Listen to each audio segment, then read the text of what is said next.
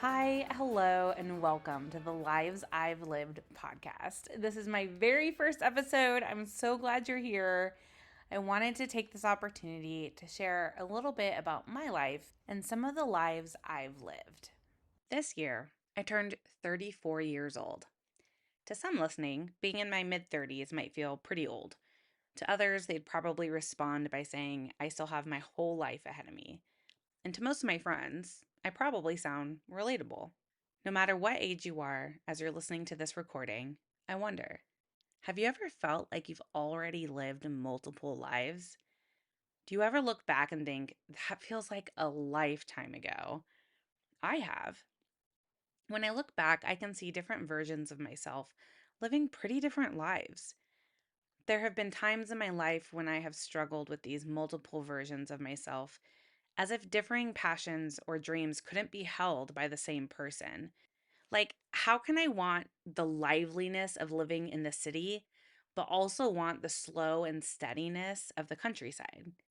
How can I want to be on the road and travel, but also want to feel grounded and connected to my community?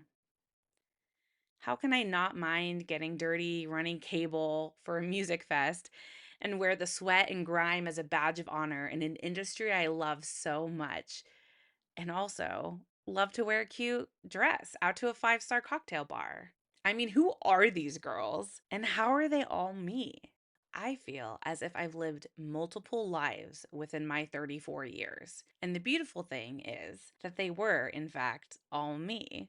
They were and are all versions of myself that have shaped me into the woman I am today. One of my favorite past lives was spent in the beautiful town of Cordova, Alaska. I was 21 when I spent my first summer in that small fishing town and barely knew a soul there. But the anticipation of adventure and the groundedness that comes with tradition drew me there. This was the place where my parents had met. This was the place that my brother began his career as a commercial fisherman, and this would become a place that deeply defined my life.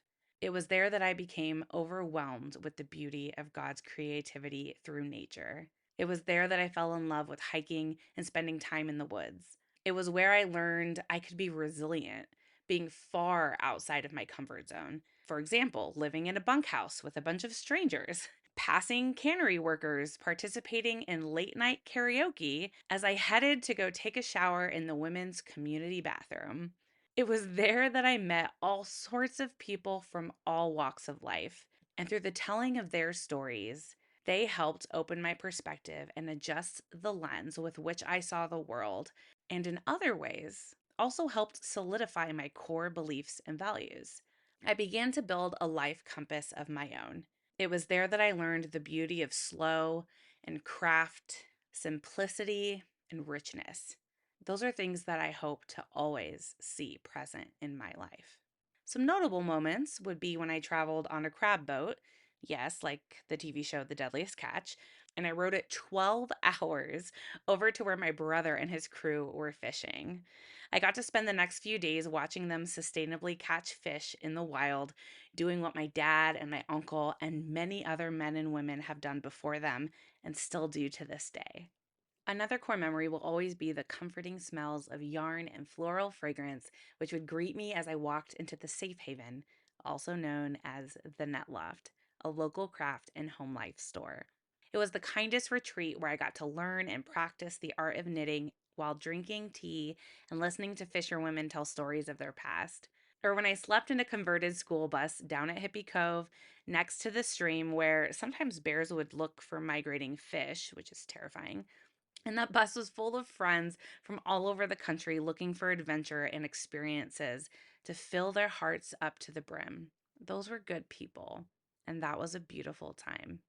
The work I did in those summer months were much less poetic. I did accounts payable and was the lead receptionist for a fish processing plant. But it was what I was able to do in the in between, eating reindeer sausage breakfast burritos as a Sunday lunch treat, and hiking up Ski Hill or meeting friends at their fishing boat after I got off of work. It was a collection of moments like these that both satisfied my adventurous spirit and also increased my desire to figure out what it was that I was truly passionate about, because accounts payable was not it. After 4 years of traveling back and forth between Alaska and my hometown in Washington, it was time to take my next step. I thought a lot about what I had experienced in those 24 years, and I asked myself, what is it that I'm really passionate about? What is the thing that really gets me pumped? I thought back to a different prior life of mine that I lived a few years earlier when I became an intern at my church. After graduating high school, I participated in a 2 year program at my Seattle based megachurch alongside students from all over the world. We took accredited Bible classes, we had leadership training, participated in various ministry opportunities, traveled globally, and of course, volunteered at the multiple church services that were held every week. Looking back, 19-year-old Megan was a little baby with a lot to learn about the world and herself. And when it comes to God and people and life, I continue to learn every day and also unlearn certain thought patterns and perspectives from that time. Now, diving into all of the thoughts and feelings I have around growing up in the 1990 to 2000s Christian youth culture, honestly, it's another conversation for another time. But at the end of the day, I'm grateful for that church, its leadership, and the experiences that I had there. And one obvious takeaway for me, I'm grateful for the introduction to what would become my chosen life profession. I was really lucky to have the opportunity to learn about video and live event production from an industry professional while I was an intern. It was there at the church that I learned the pressure, excitement, creativity, and satisfaction of pulling off a really awesome live event. Our church used to host annual youth conferences that held 3,000 kids from all around the country. Youth groups from all over would travel in, come and attend our church to hear from our pastors and guest speakers. I remember learning how much I loved being behind the scenes. I loved being able to pass everyone and go into the restricted areas that no one was allowed to get in yet. And I'll never forget standing in the corner of the balcony during one of these conferences and looking out over the thousands of people we hosted for the week and thinking, I got to play a part in creating this event. I got to play a part in creating an atmosphere that people are enjoying, being impacted by, and will hopefully remember long after they walk out of these doors. And that left a huge impression on me. So when I looked back and thought, what is it that I want to do with my life? I thought, I want to be paid to do what I did as an intern in live events. Like, how do I do that? So I decided to take the money I had made from my Alaska life. I packed up my car and, accompanied by my brother and my sister in law, drove across the country from Seattle to Orlando. It was there that I attended Full Sail University, which is an entertainment and media school, and I studied show production and touring. Florida is easily another defining past life of mine. It was a time that was focused, driven, difficult, and exciting. I was surrounded by people chasing their dreams in a school that encouraged us to always dream big. The connections through school provided a bunch of opportunities to volunteer at concerts and live events around town, which led me to my first introduction to being a stagehand. It was at the House of Blues at Disney Springs, and I remember sitting side stage watching the Avett Brothers perform, waiting to help them load out. And sitting on a road case, I remember thinking, dang, this is my life. Like, I'm doing this right now. And there's something so sweet about looking out into a crowd of strangers who have smiles on their faces and watching them enjoy or be moved by what is happening on stage. And it reminded me how I felt at our church conferences. And it was one of many full circle moments for me. It was at House of Blues where I learned about power distribution and cable management, the importance of Monitor World, and that I knew basically nothing, but I wanted to learn it all. I took school really seriously. I kept volunteering. I worked really hard, and I kept dreaming big. That was a season of life I was truly adulting for the first time. Buying toilet paper, making sure rent was paid on time, looking for a church on my own for the very first time. It was a season where I learned so much about friendships and relationships and teamwork. I learned that passion and drive, which often are a good thing, have the ability to blind you from what's really important, which is people. I learned that making friendships outside of school is hard. Adult friendships take so much more intentionality, and not everyone is in a compatible season with you. I learned about grief in ways I had not known before, like when my classmate and friend Alex died in a car crash months before graduation. And I remember a time, for a moment, I had total and utter peace that in the midst of the unknown and post grad decisions to be made, I knew without a shadow of a doubt that God had me. But then, what felt like literally seconds later, when my seemingly cosmic love quickly turned into my first big heartbreak, and I doubted so much all over again. In the midst of the unknown, I made a decision to do another big move. Not because I was running away, although in hindsight it was good for me to be removed from that situation, but because I was moving forward, which really was the plan all along. So once again, I packed up all of my belongings, stuffed them into my little PT Cruiser, and with tears streaming down my face for 3 days, I slowly drove up north to a new job in Ohio, of all places. The last past life I want to share with you today began 6 months after my move to the Midwest. I had the opportunity to go out on tour as an LED tech and camera operator for comedian Jeff Dunham. This took me all over the country. I was still so new to Columbus, I really didn't have many friends. All that was waiting for me back home was an empty apartment and zero weekend plans, so I loved being on the road. It honestly was a distraction from my loneliness. Quietness of an empty arena in the morning hits a certain way, especially when later that night you come out from behind the curtain to see 7 to 10,000 seats filled with people buzzing in anticipation for the show.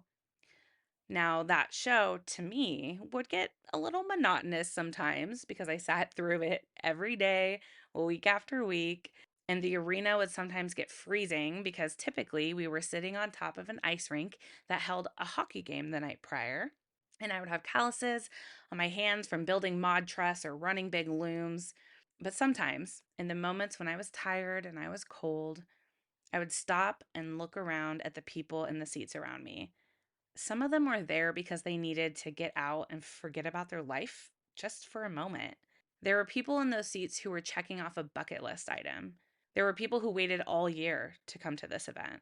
And for those 2 hours that night, we were able to provide that reprieve, that experience and atmosphere of laughs. And once again, it reminded me of 19-year-old Megan, who just wanted to be a part of building an atmosphere of something, anything that would leave people feeling better than when they walked in. And in those intentional moments, I remembered how blessed I was to do this really cool thing, even when it didn't always feel glamorous.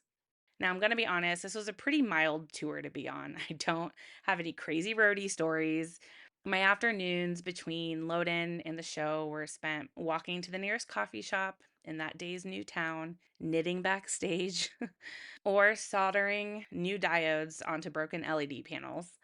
After loadout, we would clean up and get back on the bus, heading directly to our next city. Those evenings were filled with late night dinner, nightcaps, and the sound of stories from shows past. There were 2 women and 8 men on that bus. Somehow we all fit. And somehow, when I closed the curtain to my bottom bunk, it always felt like I was home. I've come to find I'm adaptable that way. Home is where I am living, it's where I'm experiencing life, no matter where that is. And I think I've been pretty lucky that way. There are things in this life I have yet to experience, deep desires I've yet to see become real in my life. But when I look back on these years I've lived, I notice that I didn't choose to wait to experience life until everything looked how I thought that it should. My life so far is not what I expected, but I see now that I didn't wait. I chose to live out stories and experiences, and I'm really proud of that. When seasons in our lives change, inevitably, we blend and change to fit that season. Thus, different versions of ourselves are created. So, once we have lived a few of these various lives, which version of us is our true self? And since naturally we shift and adapt, how do we stay true to who we are in our current season without feeling like we're lacking? How does fast paced Megan and slow weekend Megan and summer dress and iced coffee Megan, tool belt wearing Megan, and downtown concert versus small town cookouts Megan, how do they all get time to exist? It's these questions and simply my desire to collect really fun stories from my really cool friends that have led us right here. I hope you stick around as we talk about life, growth, change, and the telling of the lives we've lived.